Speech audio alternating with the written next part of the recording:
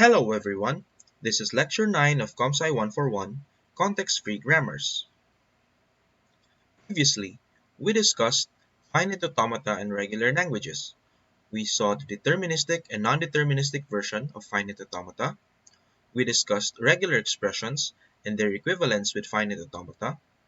We also saw extensions to finite automata and properties of regular languages.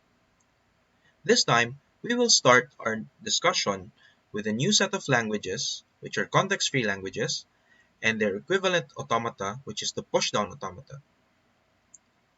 In this video, we will discuss context-free languages and their structural representation, context-free grammars. We will also see how to do leftmost and rightmost derivations, how to simplify CFGs, and convert them to their Chomsky normal form. So let's start. In the previous videos, we have seen some languages that are not regular. For example, 0M, 1M, where M is greater than or equal to 1, or the set of binary strings with some number of zeros followed by the same number of ones, is not regular. The same is true with balanced parentheses. It's also not regular. However, they are context-free because they have a corresponding context-free grammar, which is this one. So S is equal to 0, 1 or 0S1. And for balanced parentheses, this is the equivalent CFG. So we will go back to this later in the example. But first, let's define context-free grammars. So context-free grammars are structural representations just like your regular expressions.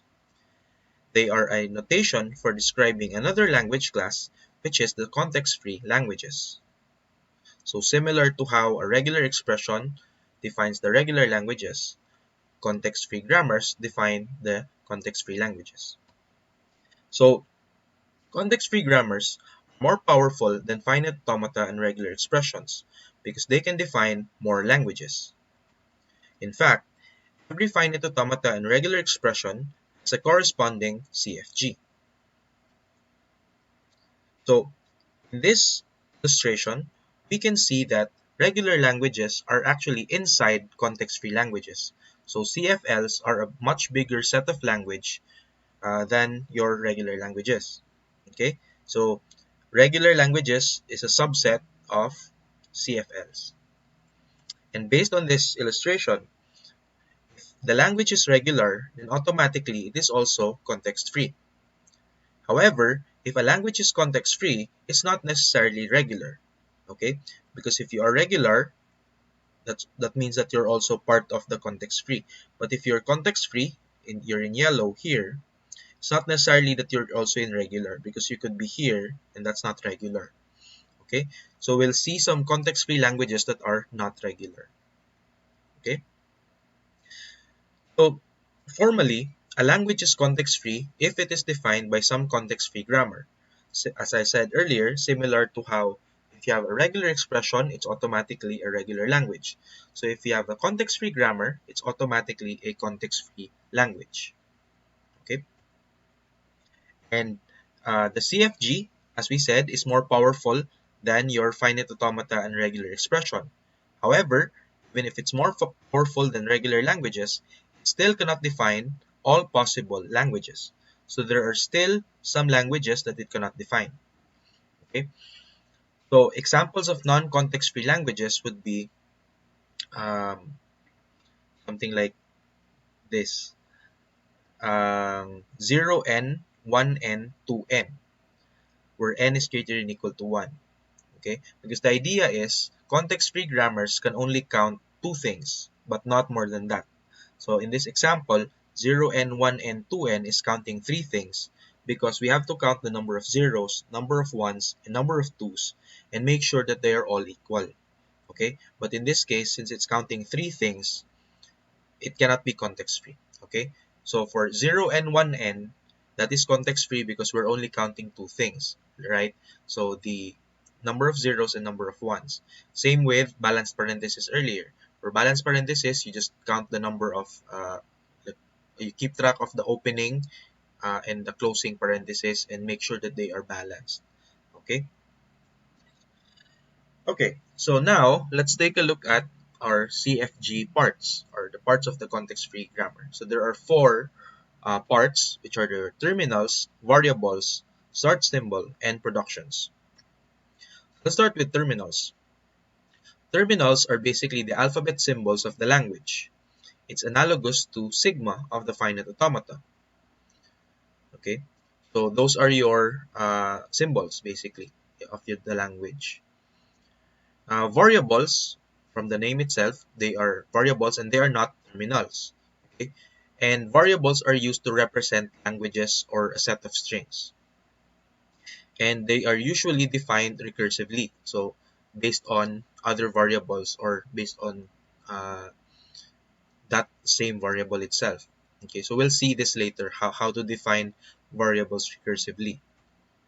Then there's a start symbol, which is a variable whose language is being defined. So that is the language of the CFG, basically. And then finally, the main part of your CFG is your productions. Productions are recursive rules for deriving strings, and it is of the form A left arrow alpha, where A is a variable and alpha is a combination of variables and terminals. Okay, so if there are two basic um, operations for productions, you have the concatenation and the union. So if you want to concatenate x and y, that would look like this: A is equal to xy. Okay, so you just concatenate x and y here. And if it's union, you have A is equal to X or Y. So the OR is, or the union is represented by this vertical bar here. Okay, so those are the two basic operations for your CFG productions. That's it. Now, the recursive definition of productions and variables makes the CFG useful for nested structures. You remember nesting from your if-else statements, so nested if-else or even balanced parenthesis. Okay, so for example, um, you could have something like this. So you have a nested parenthesis inside, and then you have, let's say, if it's if-else, then you have another if-else here. So that is nested inside. Okay, and the recursive definition of CFGs allow this to be useful for nested structures. Okay, so let's now look at some examples of CFGs. So first, we have seen this earlier, the 0n, 1n, where n is greater than or equal to 1, and the um, CFG for this one would be defined by the variable s, and then you could have 0, 1 as the string itself, because the n is greater than or equal to 1, so the smallest number is 1. So if it's 1, then it's just 0, 1, right? So you have 0, 1. Otherwise, you could have 0 s1, okay? And that the reason for that is um, if you have, for example, 0, 0, 1, 1, that would be 0 s1, and then this s would become the 0, 1 here. So that will become 0, 0, 1, 1. Okay? And then if it's 0, 0, 0, 1, 1, 1, that would be 0 s1, and then this s will become another 0 s1, and then this s will become 0, 1.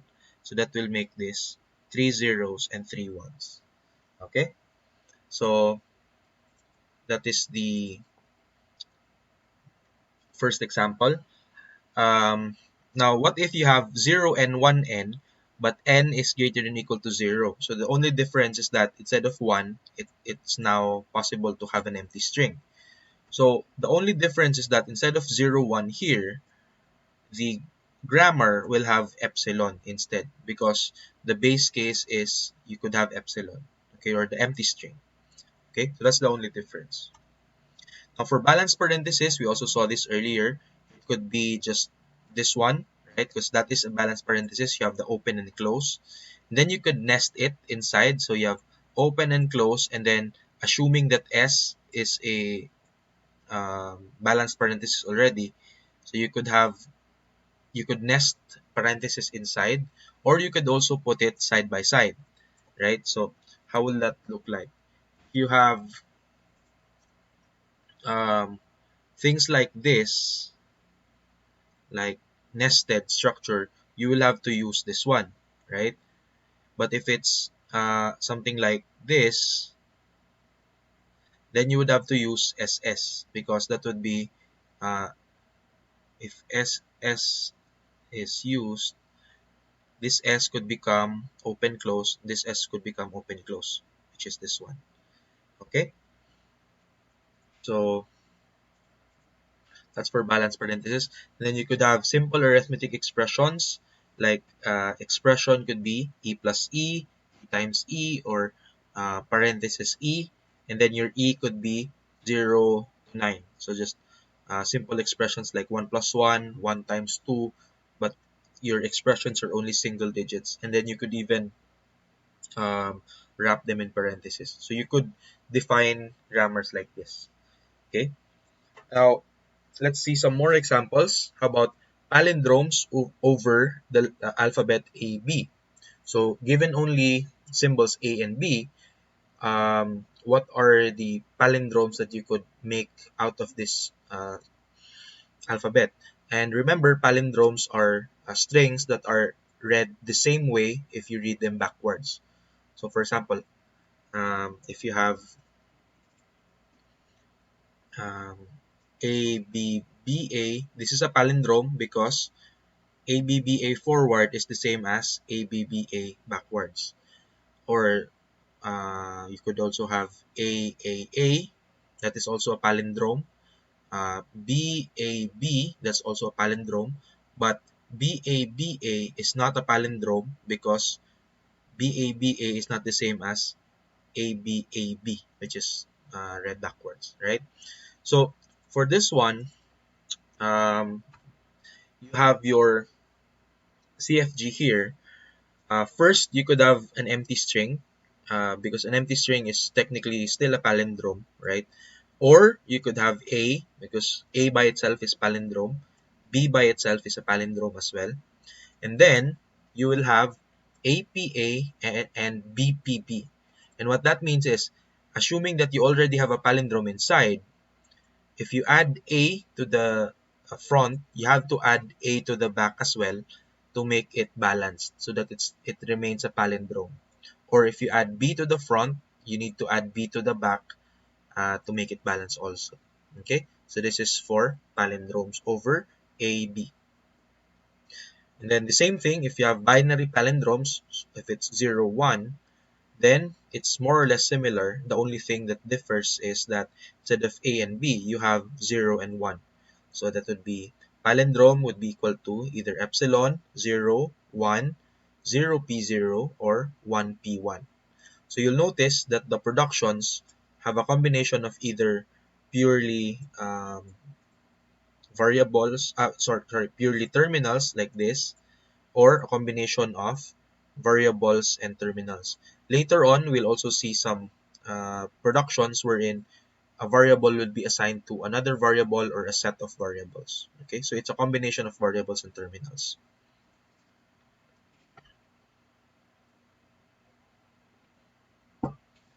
Okay, so earlier we said that all regular languages are context-free languages as well. So if you have a regular expression, there should be a corresponding context-free grammar. So we'll see how to convert your regular expression to CFG. So if it's union, A plus B, that would be simple. You have A is equal to A or B.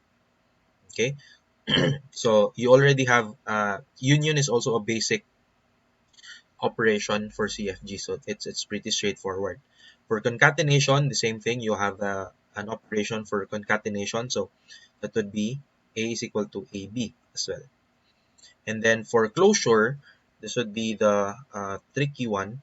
So for closure, A star, you'll have A is equal to either epsilon, because you could have 0 copies of A, or small a, capital A, which is the variable.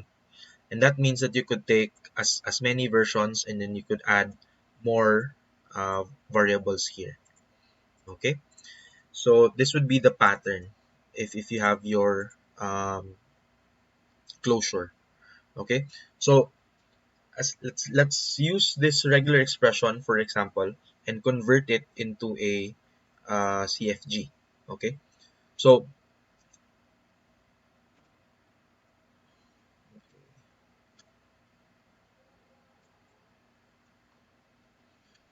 so let's take this one for example, and let's assume that this whole thing, 0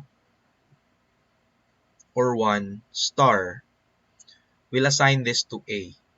Okay, we'll make a variable A for this one. So basically, the whole expression is A concatenated with 1, because you have the 1 here, right? But what is A this time? A is a combination of either 0 or 1, so you have the 0 or 1 here. It could also be epsilon, because if you take the star of this one, it's either um, yeah, you could take epsilon. And then since it's either 0 star or 1 star, right? So 0 star would be epsilon or 0a. So that you have epsilon here and the 0a here. And then if it's 1 star, that would be epsilon or 1a. So epsilon is already here, so you don't need to add that, but you need to add 1a here. Okay, so that is your um, equivalent regular expression, CFG for the regular expression given here. Okay, how about this one? Um, for this one, let's take this one as A. So A would be uh, x plus y star, but this is not a valid CFG. Okay, I'm just saying that A would be for x plus y star, and then B would be for C or D or E star.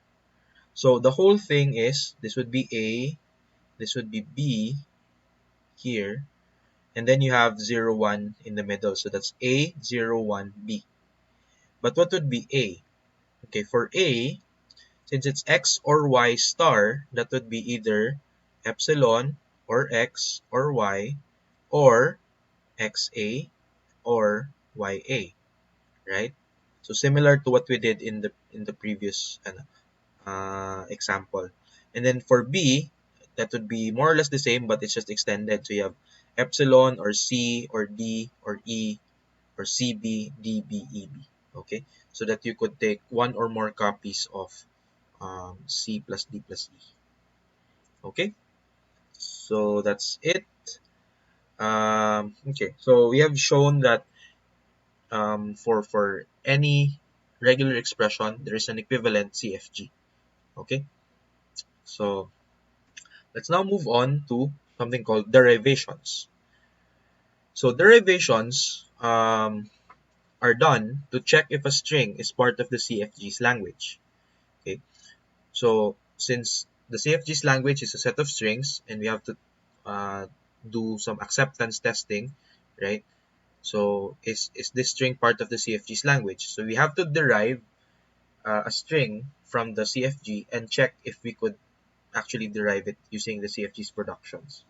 Okay, so to perform derivations, we start with the start symbol, and then repeatedly replace variables by the right side of one of its productions. So the rule of the production, you replace that one sa right hand side, and we stop if all if it's all terminals, if it's a terminal string. Okay, if there are no more variables to replace, then we stop our derivation. Okay, so let's say we're given this CFG, the 0 and 1n in a CFG. If we derive 0, 0, 0, 1, 1, 1, okay, how will that happen? Okay, for this one, so we start with the start symbol S, okay, and then from S, since we want to derive a longer string, we won't directly go to 0, 1 because if it's 0, 1, there are no more variables left, right? So we cannot derive this one anymore. So instead of using 0, 1, we will use 0 S1, okay?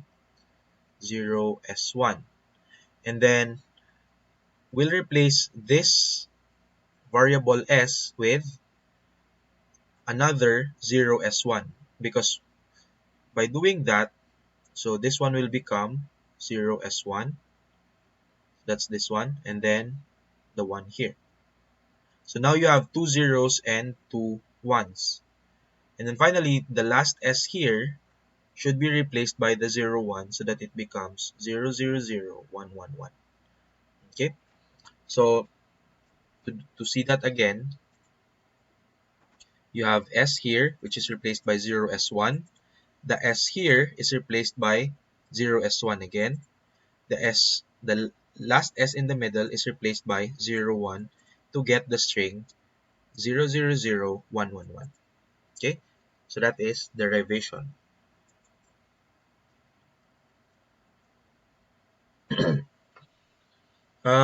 So in derivations, you're allowed to replace any variable in a string. And this could actually lead to many different derivations of the same string because if you are allowed to replace any variable, you could choose the first variable or the second one or the last one, and there could be many different versions of the derivation, right?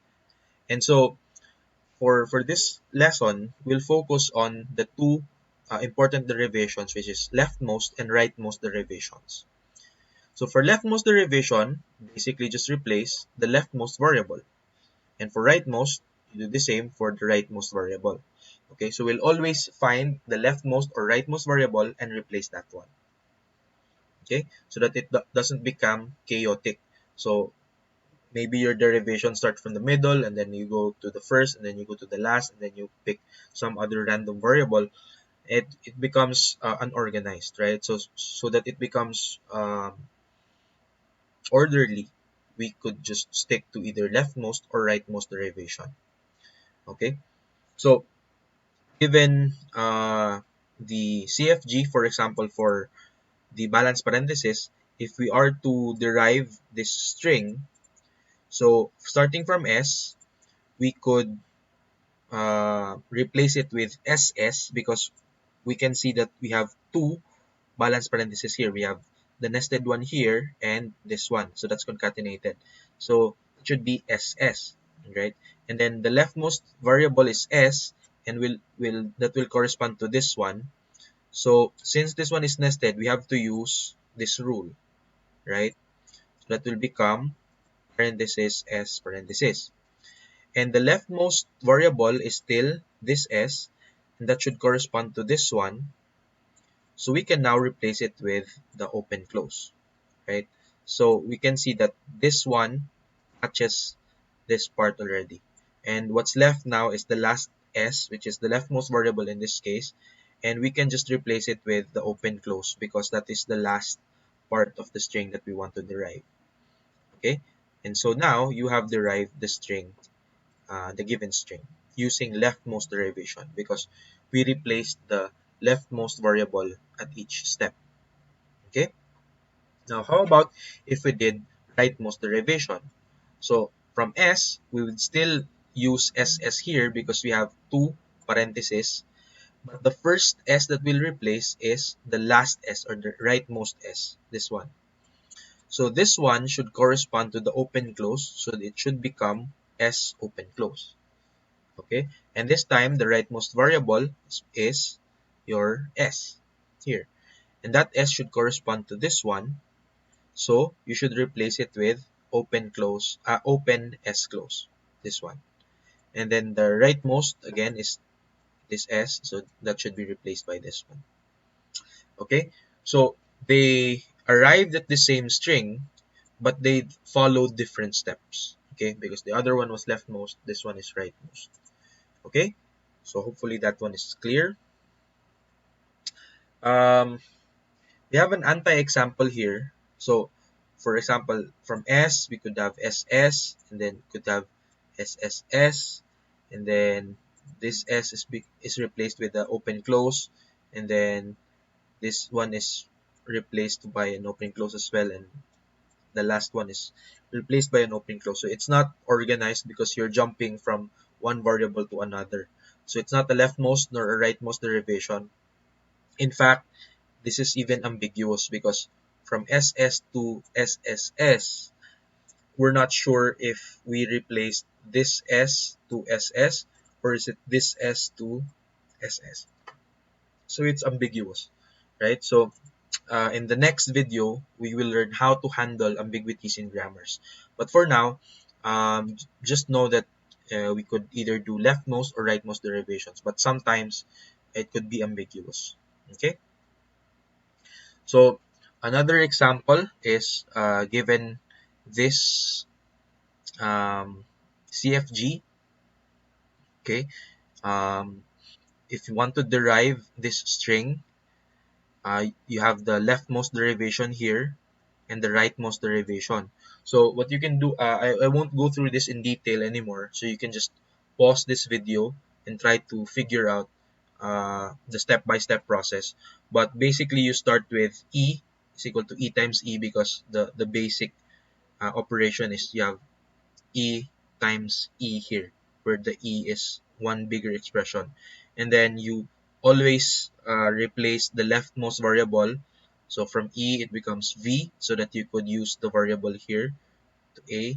And then from E here, you replace it with the parenthesis version, so E plus E, and then always replace the leftmost variable until you arrive at the given string. Then you do the same with the rightmost derivation, but this time you always replace the rightmost variable. Okay, so just pause the video now if you want to look at it in detail. The step-by-step process of the leftmost and the rightmost derivation of this example. Okay, now there's also something called iterated derivation. So you have string 1 derive arrow star string 2. So what this means is that string 2 can be derived from string 1 in 0 or more derivation steps. So take note that string 1 and string 2 could be a mixture of variables and terminals. So this is just like your extended transition function in finite automata, wherein you have the, instead of delta, you have the delta hat, right? Wherein it's like jump multiple states until you reach the destination state. Um, it's more or less the same here. So you have iterated derivation in 0 or more derivation steps. String 1 could be um, could be transformed into string 2. Okay, so let's say for example in this transformation, so from S to OS1, OOS11, and then OOO111. So S could be arrow star S because in 0 or more steps, S remains S, right? And then S could also derive 0S1. S could derive 00S11 because you could have you could just skip this. You're basically saying that eventually S will go to OOS11. Okay, so you're just ignoring this one, but you know that it will arrive at this one. And then S could also derive 000111, basically. Okay, in 3 steps. So you have the first, second, and then this is the third step. Then you could also have 0S1 could derive 00S11, or from 0S1 derive 000111. Okay, so yeah, 0 or more steps of derivation, you could arrive at that string. Okay, and the reason why we define that is because we'll use this to define the language of the CFG. So given your context-free grammar G, the language of that grammar, which is denoted by L of G, is all strings W such that the starting symbol arrow stars to W. Meaning, from the starting symbol, you could derive W in 0 or more steps. Okay? Where S is the starting symbol and W is a terminal string. Okay? So that's it. Now, what are some applications of CFG? Um, you can see this in natural language processing, which is a branch of AI that tackles your natural language. So text basically, mga text to uh, text to speech or what do you call this? Voice recognition, speech to text, software. So machine translation, for example. So all of those NLP tasks need some sort of notion of a grammar, right? So English grammar, how do you define the verb, subject verb agreement, and so on. So that would be defined internally using a context-free grammar. Okay, and then even your programming language parser that also uses a CFG because the syntax of your programming language is defined by a CFG. And this is the part that tells you that there's a syntax error. For example, if you miss a semicolon, or if you are not following the syntax of the language. So how does the compiler or the parser know that you are wrong? It's because it looks at the syntax or the grammar defined by the CFG, and if it doesn't follow the grammar or your code is not derived by the CFG, then it's wrong basically. So it doesn't belong in the language. Okay, those are some of the applications of CFG.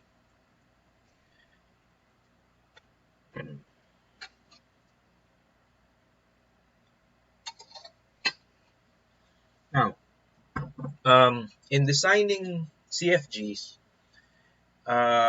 your context-free languages could have more than one CFG, which are equivalent, right?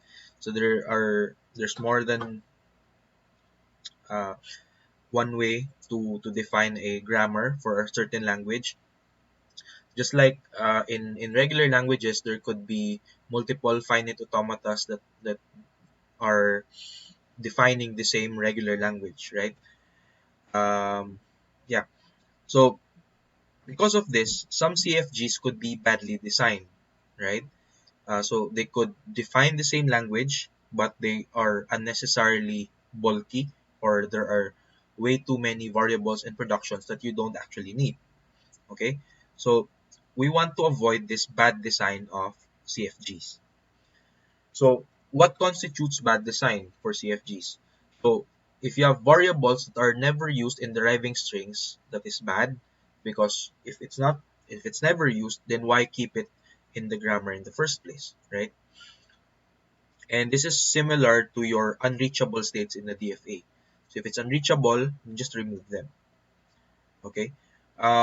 Productions that cause longer derivations are also part of bad design, because if you can make the derivation shorter, then make it shorter, right? So this is also similar to epsilon transitions in your NFA, right? So epsilon transitions just make your traversal of the finite automata longer, but there is a equivalent NFA that has no epsilon transitions. So we could also do that. Okay. So because of this, we want to simplify our CFG. Okay. Using simplification, we want to make the CFG as simple as possible. And to do that, we have to remove unnecessary things from the CFG. So unnecessary variables, unnecessary terminals, and productions. So for CFG simplification, we will do three things. Actually, four things, because for useless symbols, there are two. So we will remove epsilon productions, unit productions, and useless symbols.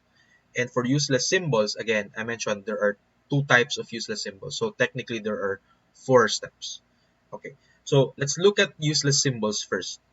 So the first useless symbol are variables that don't derive terminal strings, or variables that derive nothing. Because if they are always referring to other variables lang and don't actually derive terminals, then we won't be able to use them in the derivation, because you cannot get a terminal symbol from that variable, right? So we should remove them. And then unreachable symbols as well, like variables and terminals, those are also useless, because if they cannot be reached from the start symbol, then they will not also be used in the derivation, right? Okay, let's take a look at this example: variables that derive nothing. Given this CFG, B derives no terminal strings. Why is that? Because looking at B, it is assigned to AB, which are both variables. So if this variable will always produce more variables, then it has no terminal strings, right? So B derives nothing, okay? And therefore, because B derives nothing, that means that S also derives nothing. Why is that? Because, for example, if this one, if B, uh, for example, if you have S is equal to AB, right?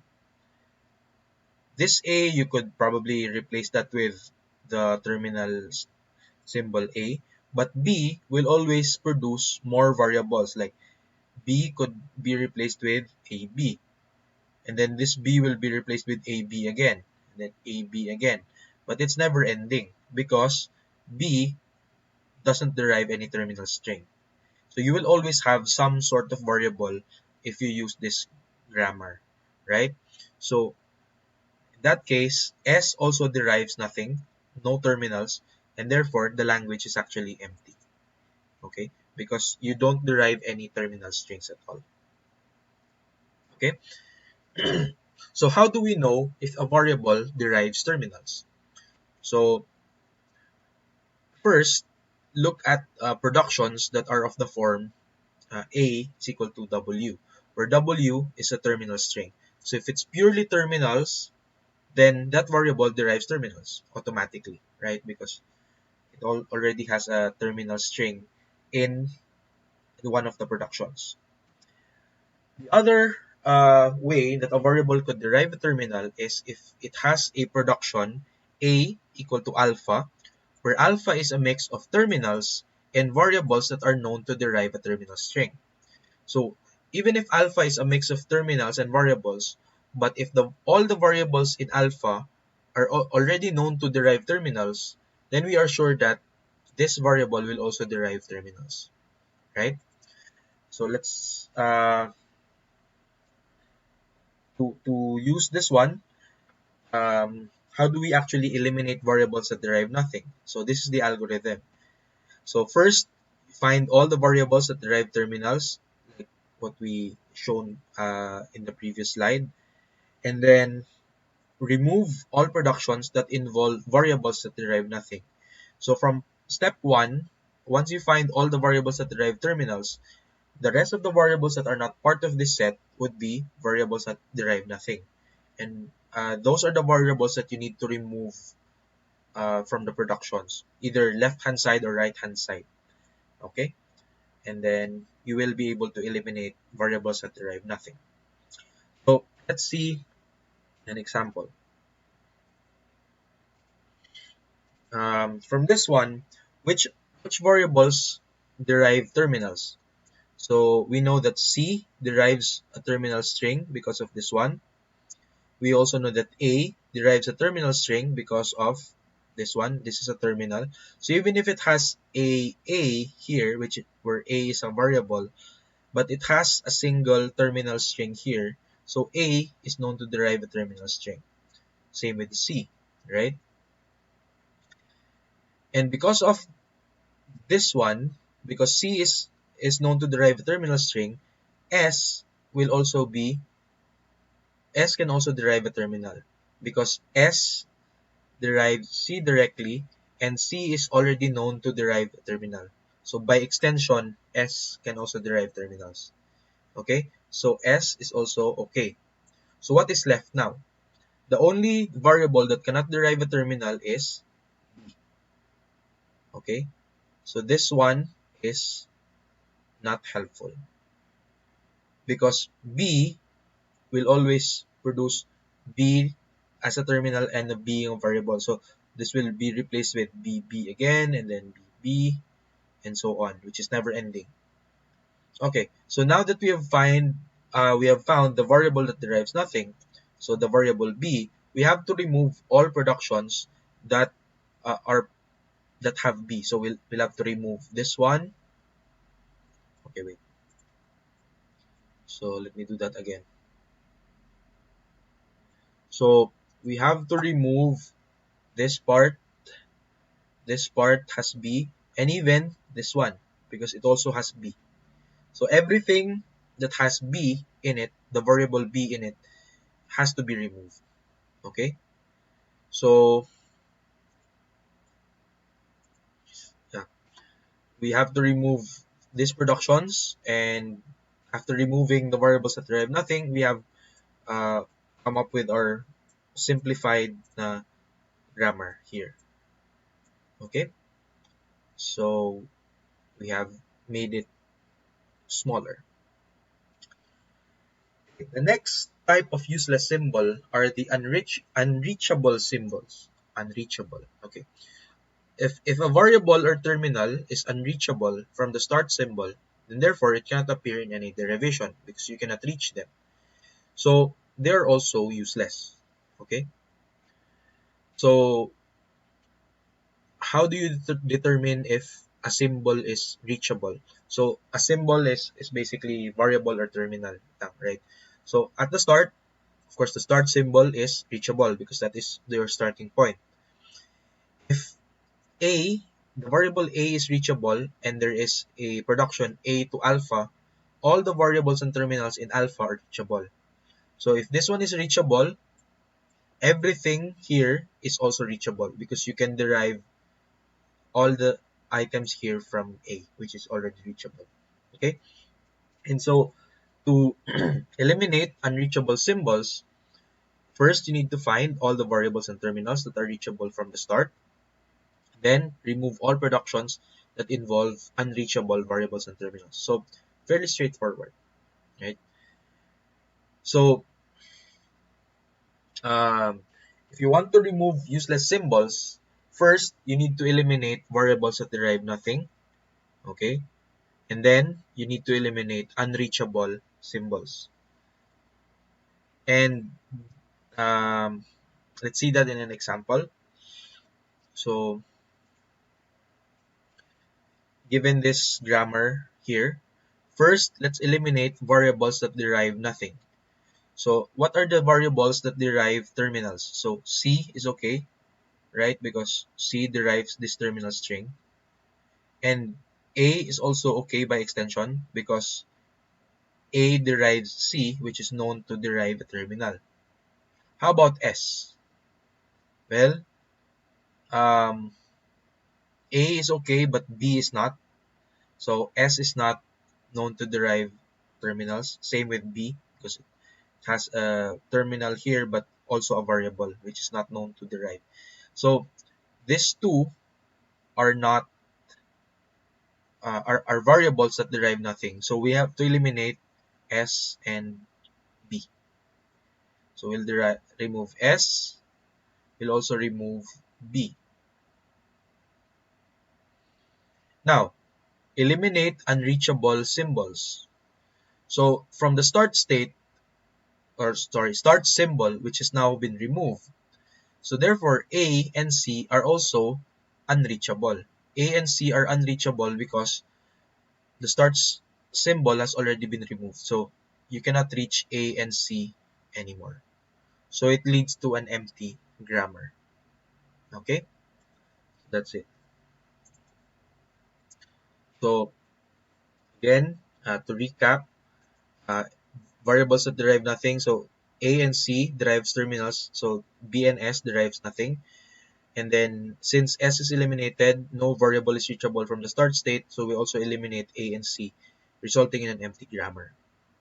Now, take note that the order of removing useless symbols is important, because let's see what if we eliminated unreachable symbols before variables that derive nothing. Okay, if we did that, uh, first, if we want to eliminate unreachable symbols, so which are unreachable? So S is reachable, of course, and from S you can reach A and B, so A and B are also reachable. From A you can reach C, so C is also reachable. So there are no unreachable symbols. So everything is still there, right? And now, if we want to eliminate variables that derive nothing, from the earlier example, we have to eliminate S and B, right? So the remaining grammar still has these two productions, when in fact it should have been empty, as in nothing should have been left, right? So that would be wrong. Okay, so eliminating unreachable symbols first, everything would be reachable. And after removing B and S, A and C and the terminal C remains. They are useless symbols too. So we should uh, follow the correct order. We should eliminate variables that derive nothing first, okay? Because they could introduce unreachable symbols. And then after that, you remove the unreachable symbols, okay? So follow the correct order for useless symbols. Okay, next, the next thing we could remove are something called epsilon productions. And epsilon productions just look like this. A is equal to epsilon. Okay. Um, However, if you want it to be equivalent, an equivalent language, epsilon cannot be in the language of any grammar without epsilon productions. Because if you remove A to epsilon, then obviously epsilon will not be produced by the language. So instead, the language is a context-free language, then the language without epsilon has a CFG with no epsilon productions. So obviously, if you remove the epsilon productions, it won't have epsilon anymore, but it will still have the same language if we did not take epsilon into account. Okay, so to remove epsilon productions, we use the concept of nullable variables. So all variables A such that A eventually derives epsilon, so you have the iterated derivation, those are called nullable variables. Okay, so at the start you have A is equal to epsilon, automatically A is nullable. Or if you have a production A to alpha, where all symbols of alpha are already nullable, then A by extension is also nullable. Okay, so let's see an example. From here, which would be nullable variables? Well, first, you will have A. A is nullable because of this one. A is to epsilon.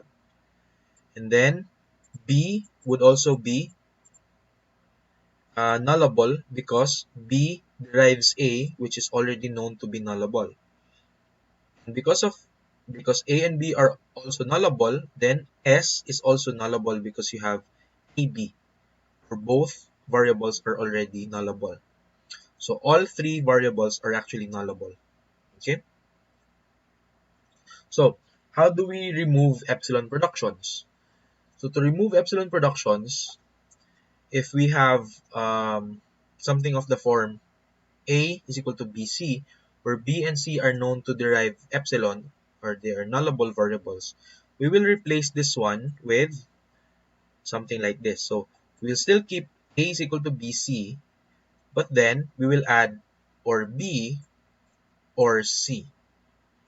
And why is that? Okay, the reason for that is we are actually simulating what if,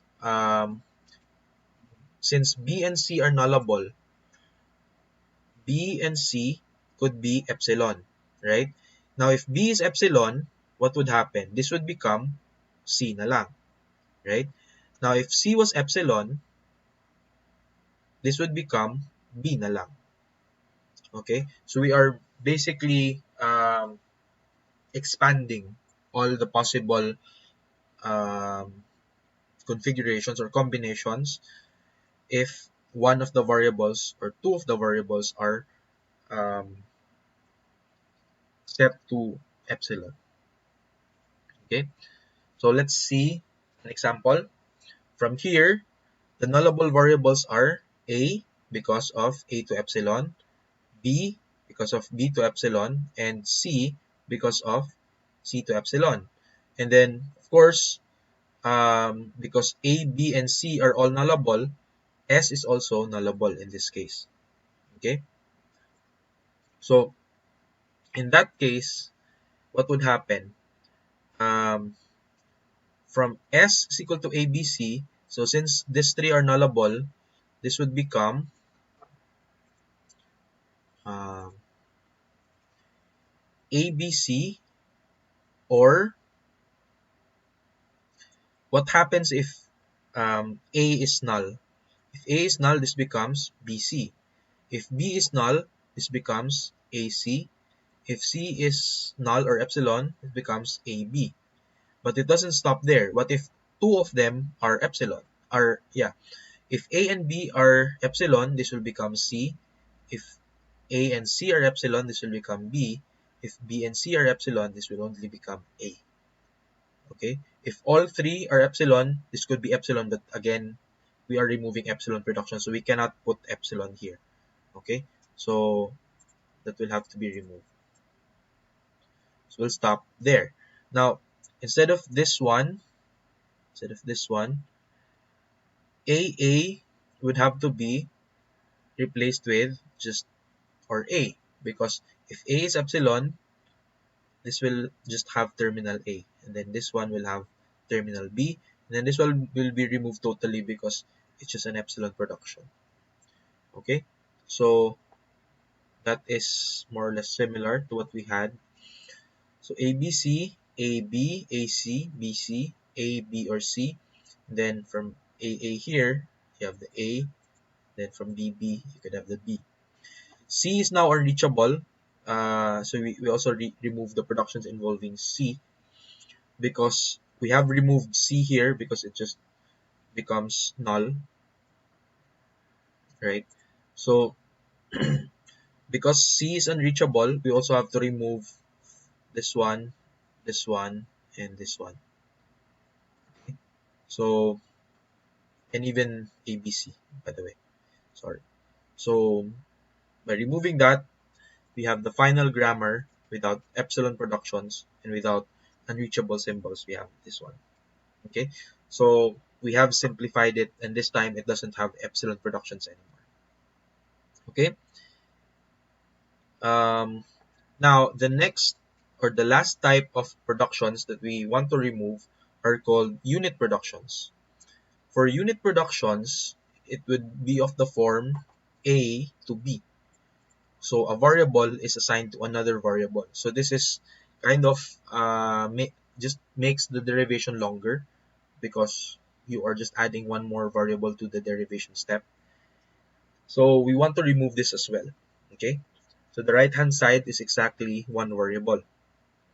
So in this example, the unit productions would be A is equal to B and A is equal to C, right? So the unit productions here have A to B and A to C. So to remove this one, what we'll do is, for B here, we'll just replace it with the productions of B entirely. And then for C here, we'll just replace that with the productions of C entirely. And therefore, the new grammar becomes, so the B here is replaced by B or AC, and then this variable C here is replaced by D or DA. That makes it the new grammar. Okay, so we have removed the unit productions. Okay, so that's it. So putting all of the four together, there's a theorem that states that if the language is context-free language, there's a simplified context-free grammar for the language without epsilon that has no useless symbols, no epsilon, and no unit productions. Okay, so you're basically simplifying the CFG, and it still has the same language, just without epsilon. Okay, and take note that every right-hand side of the production is either a single terminal or has length greater than or equal to 2, because you don't have any unit productions anymore. Okay, and for CFG simplification, we need to follow the correct order. So first, we need to remove epsilon productions, and then unit productions, then variables that derive nothing, and then lastly, unreachable symbols. Okay, so again, follow the correct order, because if we don't, um, some types of useless things could be reintroduced after doing one more step. Okay, so just follow this order. So the order is important, uh, because eliminating epsilon productions first can create unit productions or useless variables. So we have to do this one first, because it could introduce more unit productions or more um, variables that derive nothing or useless symbols. If we do this last or even second, we might not be able to remove the unit productions that are introduced by removing this one. Okay, so just follow the correct order. Okay, so let's see an example of how to simplify your grammar using this example. So ASB or epsilon and so on. Okay, so let me write this one down here for reference. So we have S is equal to ASB or epsilon. A is equal to AAS or SBS or A or BB. Okay, so first we need to remove epsilon productions, and the only epsilon production here is so this one, right? So S could be replaced with epsilon, so S is nullable and nothing else is nullable. A cannot derive uh, epsilon or variables that are nullable as well.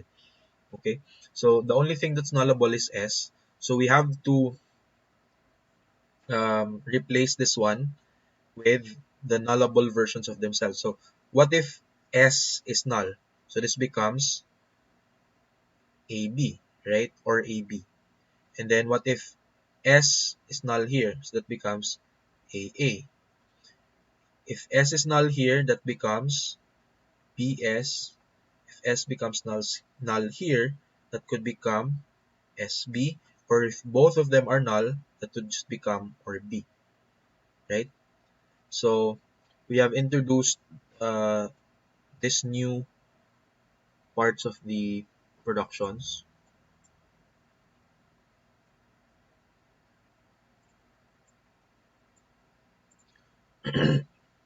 Okay, so now we have the following, right? So AB again is derived from nulling S. AA was derived from nulling this one. SB was derived from nulling this. This one was derived from nulling this, and B was derived from nulling both S's. Okay.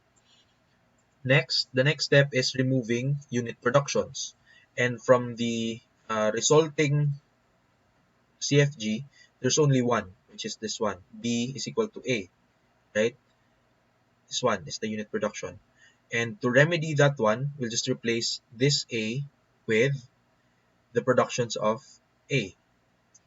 So we'll replace that one with or AAS or AA or A.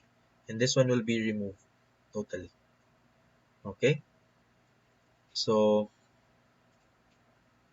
now you have the productions of A here to replace the B to A unit production. And then next, we'll remove the useless symbols. But there are no variables that derive nothing here because from here, A derives a variable, right? So A is derivable. Then B also derives, sorry, A derives terminals, not variables. A derives terminals, which is A here. B also derives terminals right here. And because of that, S also derives terminals because it has the production AB, where both variables are known to derive terminals. So there are no variables that derive nothing. There's also no unreachable variables because from S is reachable.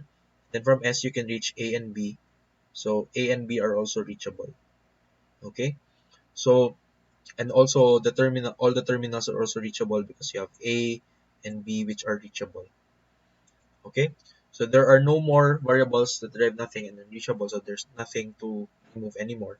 And so the final cleaned up and simplified version of the grammar is this one. Okay.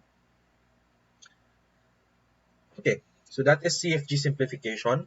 And finally, the last part is converting your CFG to something called the Chomsky normal form.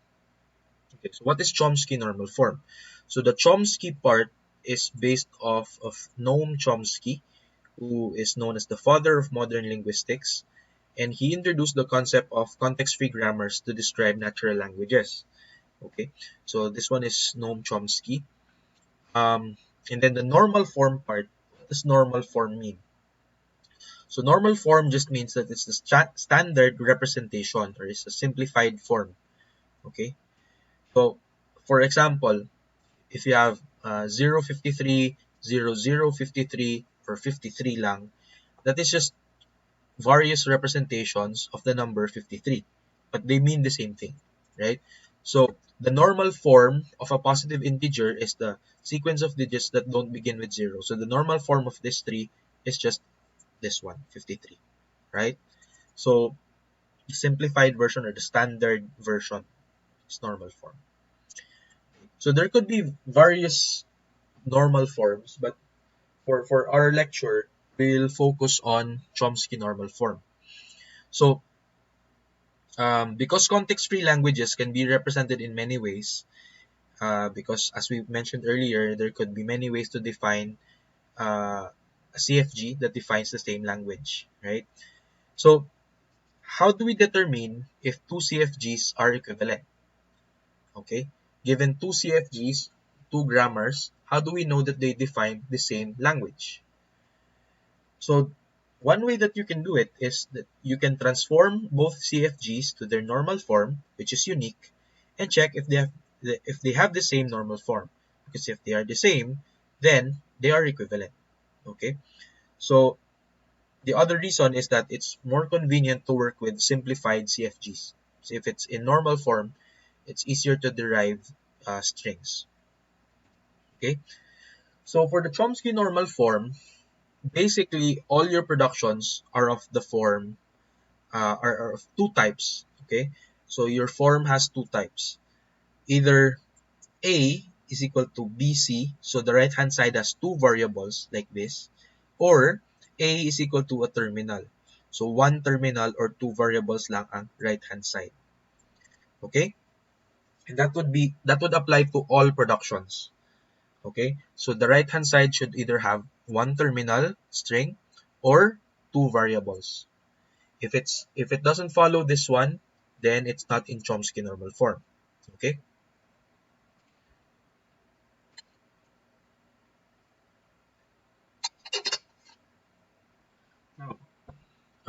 If L is a context-free language, then the language without epsilon has a CFG in Chomsky normal form. So there's a theorem that states that.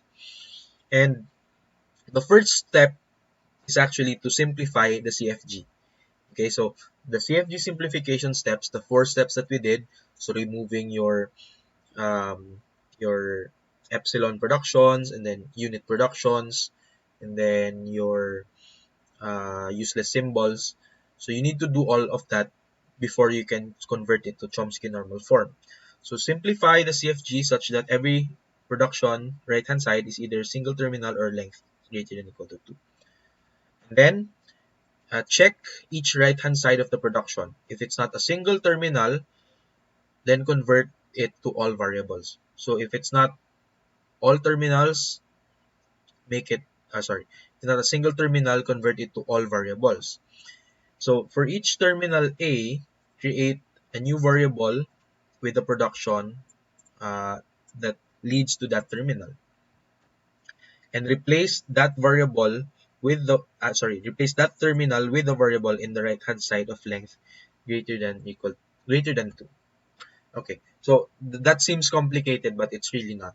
So what that means is that if your right hand side is not consisting of like one terminal only, if it's a mixture of terminals and variables, so remember that our Chomsky normal form has to be of the form A is equal to BC, which is either two variables, or could be A is equal to A, or that would be one terminal. So if your right hand side is of the form like this, BCDE, it can never be a single terminal because you have more than one, and it cannot also be two variables because you have a mixture of variables and terminals. So to convert this into Chomsky normal form, you have to convert these variables here, or sorry, terminals here into variables.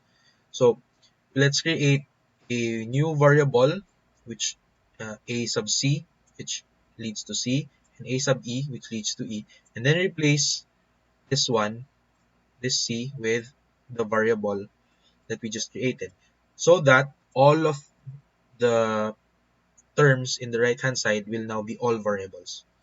Okay, and then the last step is you break the right hand side that are longer than 2 into a chain of productions with the right hand side of two variables. So you have to break the longer productions successively, such that or until you reach two variables na lang. Okay, so that would be better explained with an example. So for example, from BCDE, since our goal is to make this two variables lang, so we can break this into two. So we could have B here and CDE. So we could treat this as one. So this could be BF, where F is CDE. But CDE is still not two variables. So we'll treat this the same, C, and then DE is another one. So DE could become, the next one is G, right? So DE. So F therefore becomes CG. So again, what did we do?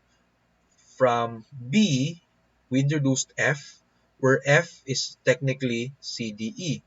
But since CDE is also not valid Chomsky normal form, instead of CDE here, the DE, we broke it down again into G, and we replaced that one here. Okay, so now all of your productions are in Chomsky normal form because they are in two variables on right hand side. Okay, so that is how you do it. Um, Again, take note that F and G are new variables. Make sure that they don't exist in the original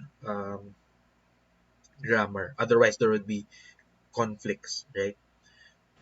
Okay, so let's see two examples, I think, for converting to Chomsky normal form.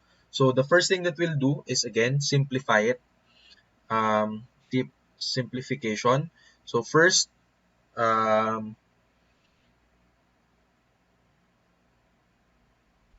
okay. So we need to simplify it. However, this has already been simplified. Okay, because all of the right hand side is already a single terminal or length greater than equal to 2. So are there null let's go through it just for the sake of checking, no? Are there any epsilon productions? There are none, right? There are no nullable variables. Are there any unit productions? There's also none. um, are there any variables that derive nothing? There's none, because A derives terminal A, B derives terminal B, and because of that, S derives BA, where this one is terminal, this one is a variable that's known to derive a terminal, and the same with this one. So all of them derives terminal strings, and all of them are also reachable, because from S you can reach A and B from here. Okay, so this has already been simplified, so there's no need to simplify it further. But it doesn't follow your Chomsky normal form yet, right? So which parts violate? So this one is okay because this is a single. So again, your form has to be either two variables or one terminal. Okay, so this one is okay. This one is okay because this is one terminal. However, the rest are not valid because they are a mixture of variables and terminals. So we will introduce two variables, x and y. So x could be a and then y could be b. And then we'll use those two variables to replace the variables here. So that would become something like this: ya, xb, yaa, xs, xbb, ys, where x is a and y is b. So from here, you'll notice that b here is yellow, and then we just replaced that one with y. And then x is green, we just replace this ones with x. Okay? You might wonder, why did we not replace this one? Well, we do not replace it because it already follows Chomsky normal form, which is um, A to A, which is single terminal. Okay, one terminal lang. Okay? So, is this already the final form? Not yet, because YAA and XBB still doesn't follow Chomsky normal form, because remember that for Chomsky normal form, it has to be two terminals, two variables lang. Okay? So we need to break right-hand side with greater than two variables. That would be YAA and XBB here.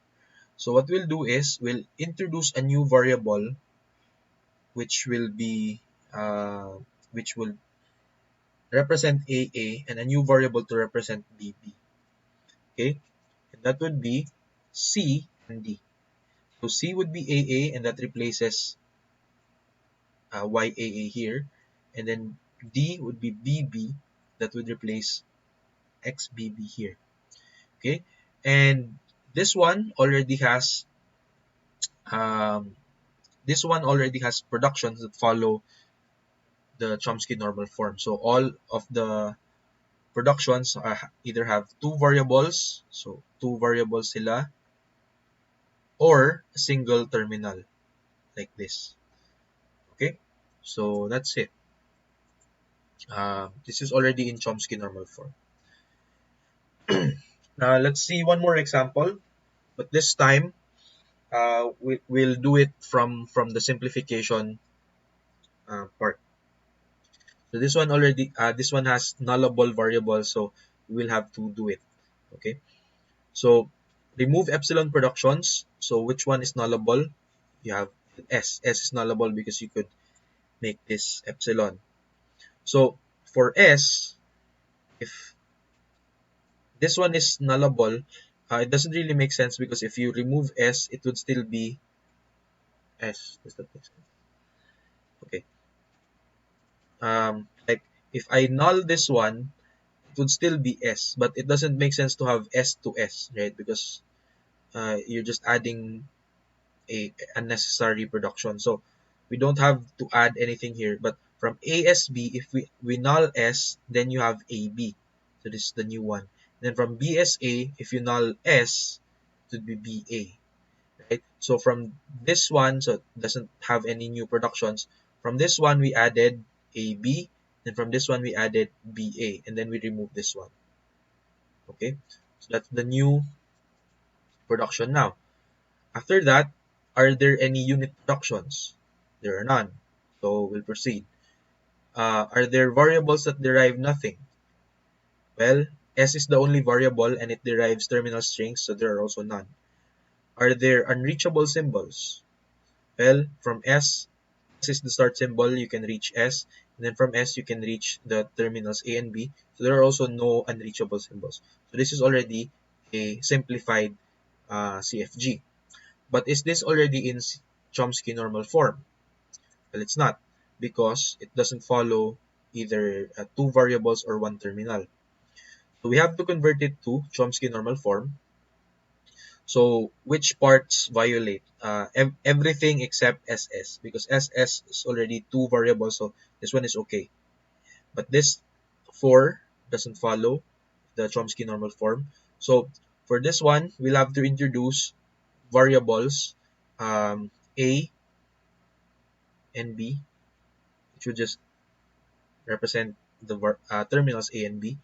And then we'll replace all of them using that one.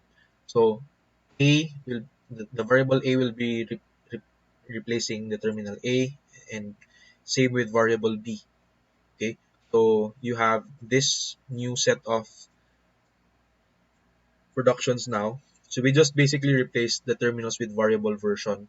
Okay, and then after that, so there are no more mixed variables and terminals. But so this one is okay. Two variables, two variables, two variables. But this one are still in violation of Chomsky normal form, because they are not two variables, but there are three. So we need to break them, so the ASB and BSA. So to do that, um, we'll introduce two new variables, which is C and D, to replace SB here and SA here. So this will become AC, this will become BD. Then we'll add the two variables. Okay, so after that, you will have the following Chomsky normal form, which is this one. So SS, AC, wherein C is SB, and then AB, BD, where D is SA, then BA. Okay, and then this one is single terminal only. That also follows Chomsky normal form. Okay, so that's it. Okay, so the importance of Chomsky normal form is that it allows a relatively efficient membership testing of a string in a CFL. So basically in derivation. So, however, the drawback is that the CFG size gets bigger, because if you simplify, for example, in removing epsilon productions and in unit productions, you're actually adding more productions, right? So the CFG size gets bigger. And even in converting it to CNF itself, you're adding more variables, you're introducing more variables, because you need to make sure that each production only has either a single terminal or two variables. Okay, so the CFG could grow bigger, but the advantage is that you have a runtime of n cube, where n is the length of the string, if you test the membership of the string to that language. Okay, so n cube is relatively acceptable, because if it's not in Chomsky normal form, the running time could be exponential, since you are testing for all possible derivations. Because if you haven't derived the string in your first try, that doesn't mean that it's not part of the language. Maybe you just haven't found the right derivation yet. Okay, so you have to test all possible derivations to make sure that that string doesn't really, there's no way that your CFG can derive that string.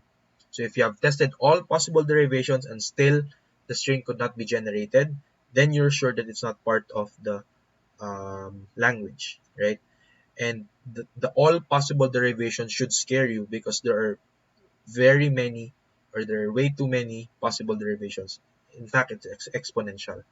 So the reason why we convert it to Chomsky normal form is that because you have a normalized version, like either single terminal or um, two variables lang siya, we are limiting it to that form, then we are sure that your derivation will finish in n cubed time, which is better than 2 raised to n, or exponential time, right? Okay, so that's it.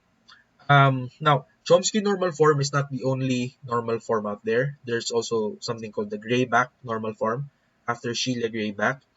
And for this one, for the Grayback normal form, all productions are of this form. So A is equal to AX, where A is a terminal, X is a string of variables, possibly empty. Okay, and the advantage of this one is that each production introduces exactly one terminal lang, and therefore the string of length n only has n derivation steps. So it's even shorter to derive, but the conversion to Grayback normal form is more complicated. So we won't discuss it anymore. But just know that Grayback normal form also exists. Okay, so that's it. So to review, in this video, we discussed context-free languages, which is a bigger set of languages than your regular languages. In fact, it's the superset of regular languages. And each context-free language has a corresponding context-free grammars, which has four parts. You have the terminals, variables, start symbol, and your productions. Okay. We also saw how to do leftmost and rightmost derivations. So to derive a string from the grammar to see if we could get it. So the leftmost derivation always replaces the leftmost variable. Then you do the same for rightmost derivation with the rightmost variable. We also discussed how to simplify the CFG. So first we need to remove epsilon productions, and then unit productions, variables that derive nothing, and finally unreachable symbols. And we also discussed the Chomsky normal form, which first simplifies the CFG and makes sure that all of the productions follow this form. So either two variables or one single terminal. Okay, now for the next topic, we will discuss parse trees, parsing algorithms, and how to handle ambiguities in grammars. Okay, so that's it for this video. I'll see you in the next video.